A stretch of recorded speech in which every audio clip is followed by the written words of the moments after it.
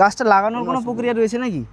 লাগানোর প্রক্রিয়া প্রথমত কিছু না দিয়ে লাগানোটা ভালো, যাতে গাছটা সারের রিয়াকশানে না মরে যায়। আচ্ছা আচ্ছা আচ্ছা। যেটুকু মাটি ওইটাই মাটির ভিতরে ঢুকবে, বেশি ডিপ করে ঢোকানো যাবে না। আচ্ছা আচ্ছা।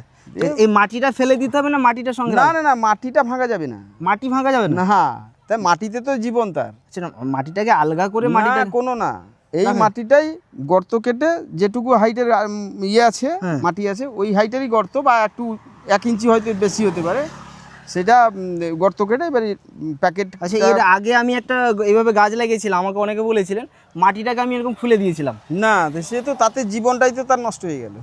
হ্যাঁ, তাতেই তো জীবনটা আছে, সেই মাটির ভেতরেই তো তার শেকড়টা খাচ্ছে বা ইয়ে করছে। আচ্ছা আচ্ছা। এবার সেইটা যদি নষ্ট হয়ে যায়, মাটি থেকে যে আলাদা হয়ে যায়, তাহলে সে মরে যাবে গাছটা।